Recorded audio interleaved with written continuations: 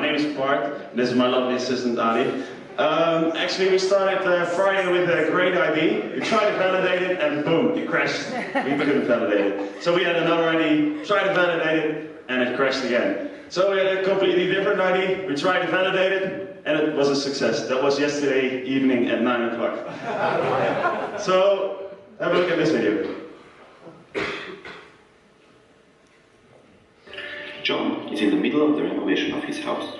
At the moment, he's lacking some tiles, so he drives to Praxis.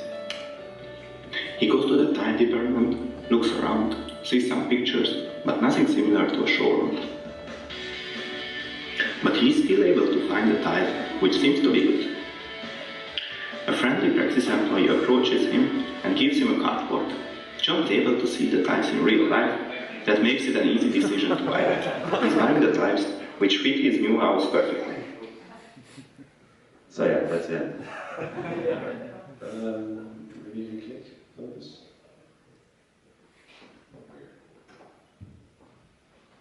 So yeah, virtual reality showroom for do-it-yourself stores generate real feel application of tiles and wall decorations. That is our MVP. The problem we're trying to solve for do-it-yourself stores is right now there's a lack of space to have showrooms. They are in a highly competitive market, and what they see now is there is a decline in local shop sales. So the solution we give is, first of all, we're going to improve the shop sales at the physical stores. We are innovating the buying experience, which is something they really struggle with. They are not really innovating, and we decrease the amount of returns that products that come back. I will give you the demo now.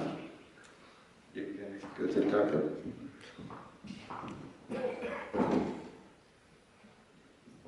So what you see here is just something this is our first prototype. You see a 3D environment, and sadly the beamer doesn't really supports this color, I think, it's purple. So what you can do is you can look in the catalog of color for tiles in her living room, and she can choose to switch, and she'll get a real feel of that living room. Right now it's empty. We created a 3D model, but we haven't imported it yet due to lack of time. So yeah, you can put it back. Should I say?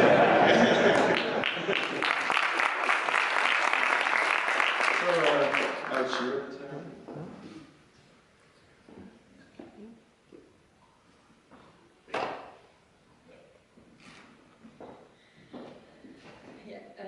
Well, thank you also for the opportunity. We are really delighted to be here.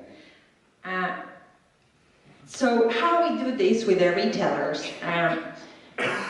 We plan to work together, and we plan to take them through steps, just like building blocks, just like Lego blocks. So first, we will work with them to create this catalog, to create these products in 3D. And after that, we will develop more of these. We will create the textures and the showrooms. Then we provide the hardware, so they don't have to worry about anything else. We will install the things that need to be installed and train the staff in order to use the application. And we will do updates according to new lines that appear in the shop or variations that they want. And also we will pivot, we will use agile development to improve the product. Virtual reality is widely used right now, everywhere. However, it's not being applied in the Dutch market so much. And I think Google is trying to create this new way to implement it in a cheaper way, because Oculus, I don't know if many of you are aware, has very expensive hardware. So in the way that we plan to implement it with our business model is to use a software as a service model, where the retailers will pay a year subscription fee and one setup fee, and then the content also will be like co-creation as well, and we will charge for that. And we will have 3 plans for that. The return on investment, basically for software as a service model, it follows that ratio. Yeah, we will iterate the product. So first we will create the content and the branded application. We will improve the UE and do the updates. Well, but basically we will plan to work together with the retailers to produce a much better product with the iterations. That's all the time you have. Yes. Give it up for VRroom!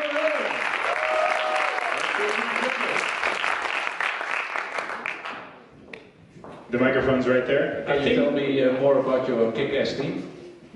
About our kick-ass team, yeah, please. We have a 3D geek standing over there. Victor, he actually had an accident during this weekend. Sadly, he's a hardware engineer, and I myself am an Android developer. We have a business consultant in the team. We have an enterprise architect in the team, so we have all roles except for a designer at the moment. Okay, brilliant. What wasn't totally clear to me, so I go to the store, I sit at home, Yeah. use your software, Yeah. use the cardboard. Right now, you go to the store and it's for stores selling at the store itself. That's our MVP. We start with this, and later on, of course, we're gonna provide with a web platform where they can do it at home as well. But the first priority is just get the pilot running and at the local stores first. So I'm always having discussions with my wife on what color we should use, or what color we should use on the walls. Yeah. Can I also do it with pictures of my own living room? Yeah, you can, but not yet. No, right now we have to create something that is feasible, that we can create in a short amount of time, so that we can go and push the pilot. Okay, thanks. Think your neighbor? Yes. Yeah, cool presentation. Thank you.